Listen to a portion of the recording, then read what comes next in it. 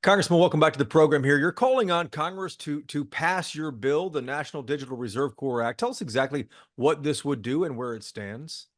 Jason, thank you again for having me on. I'm a retired Navy Master Chief cryptologist. I spent my whole life working in this space. And what the bill does is pretty simple. It's the National Digital Reserve Corps. And when the power goes out, or in this case, cell coverage, water, something to deal with your infrastructure, who is going to turn the power back on? Well, my bill essentially says we already have that expertise in our communities. Let's empower them in a federal capacity for a limited amount of time, because who's going to determine who gets their lights turned on first? Does Dallas go before Houston? Does San Antonio go before Dallas? Where does Fort Worth fill in the deal? Where's Austin? What if you're a little old Uvalde? So this is the premise behind the bill. Is we already have talent in our local communities. Let's have an ability that federalizes them for a short duration to help turn the lights back on.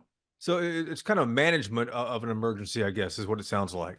It's in case of emergency break glass, that we're not going, hey, when is my phone going to work again? And what if it isn't 12 hours? What if it's 12 weeks? Basically, who is going to come save us? We have to have the ability to save ourselves, I believe, and that needs to be locally. So what if Washington is up and running, or California or New York or some of the big cities? What about some of the smaller communities? The premise is to take care of your own. Almost, once again, in case of emergency, break glass. That's not the time to figure out what to do. We've already identified the talent within our country. Now we just operationalize them to handle things at a local level.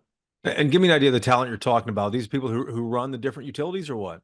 I'm thinking cyber experts, because in many cases these outages, they happen because there's a cyber intrusion.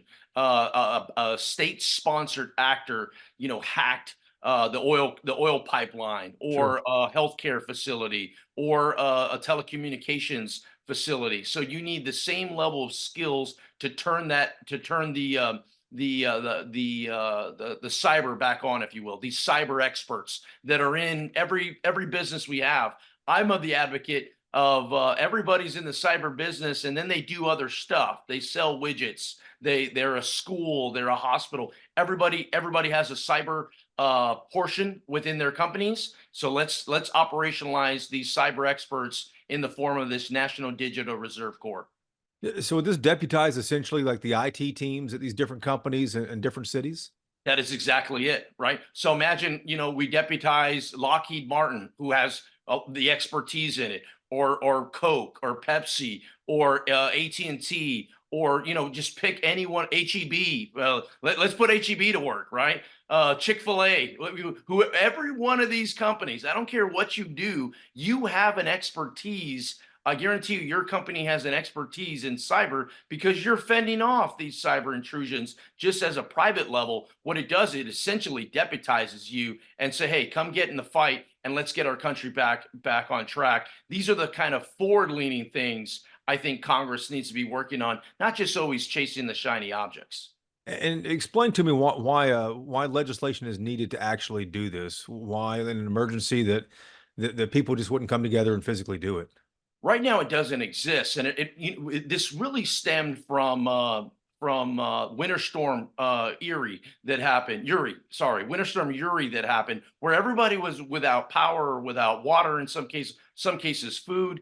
It didn't matter. It didn't matter if it was a big city or a small town. Didn't matter how much money you had in your bank account or what your ethnicity was. Everybody was in the same boat. And what did it take? It took neighbors talking to one another, kind of at the local level, figuring things out. And this is where I started to go, well, the next storm that's going to come, it isn't going to be a winter storm. It's going to be a cyber storm, and we better be ready for it. And we have the talent already. We just got to be able to find it, mine it, and also be able to operationalize it when it does happen. So just to make sure I'm perfectly clear on this. So this is organizing it. This is figuring out who's where, and when something happens, there's a playbook to go to. So let's say I'm an IT professional for a large company. Pick your city, right? Yeah. Fort Worth.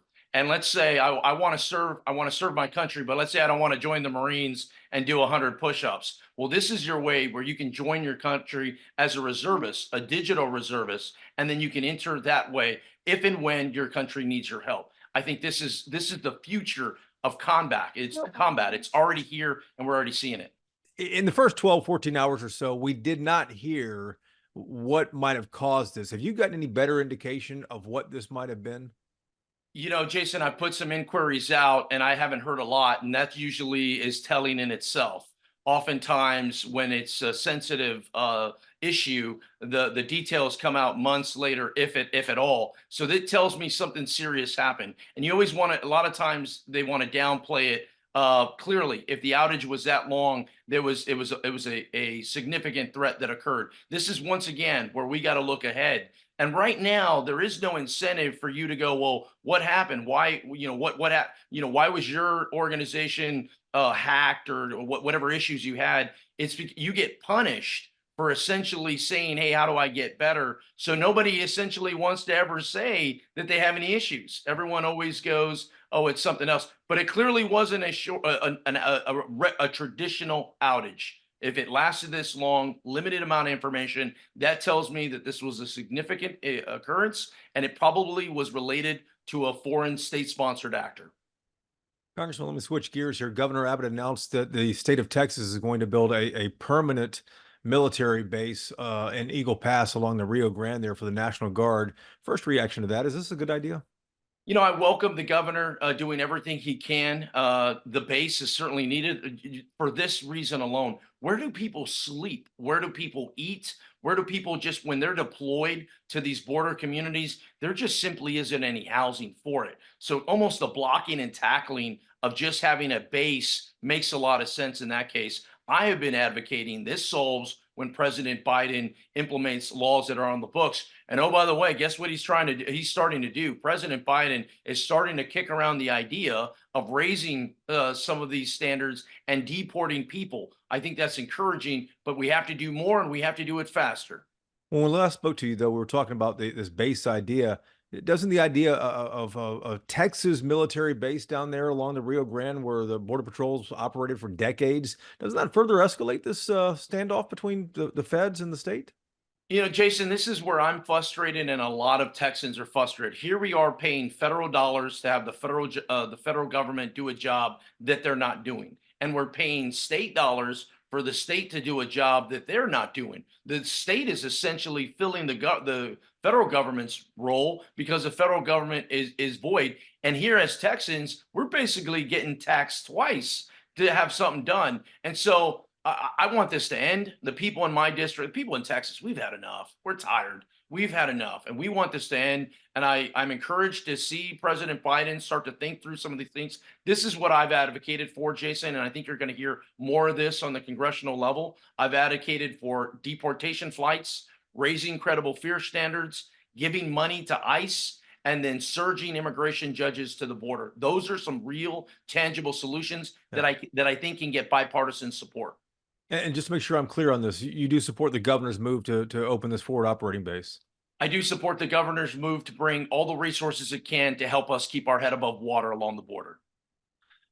Um, President Biden is considering that executive action that's being kicked around there at the White House that might prevent people from claiming asylum at the border during those times when thousands of people are trying to cross. The GOP has clearly moved the president to the right on this issue, to where a lot of Texans and a lot of Americans are on that.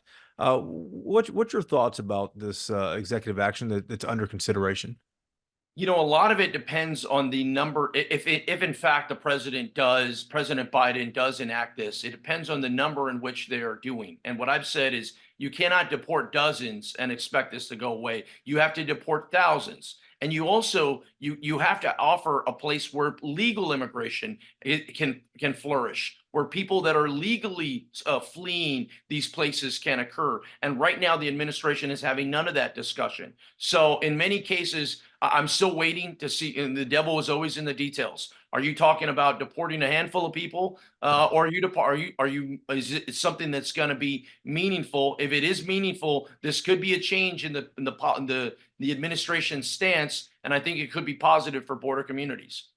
Congressman, last question here. Congress still has not given Ukraine money to fight off the Russian invasion, and we've seen reports about Ukraine withdrawing from some cities because it just doesn't have ammo to continue the fight there. Do you expect Congress is ever going to write another check to Ukraine?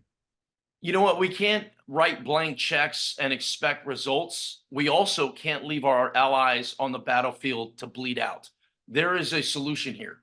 Russia invaded Ukraine. We can't allow that to go unanswered. We have to help our allies, whether it's Ukraine, whether it's Israel, whether it's Taiwan, or any other free nation. We have to allow them to succeed, but they can't be a blank check and us feeling good about it. We have to go, what does that mean? Maybe there's a possibility of a loan. Maybe there's a possibility of having sanctions on Russia. What if we had Putin pay for this war? That sounds like a pretty good deal to me. And so I think there's several members of Congress that are working through some of the details to go, no more blank checks, but we're also not going to leave our allies on the battlefield to bleed out.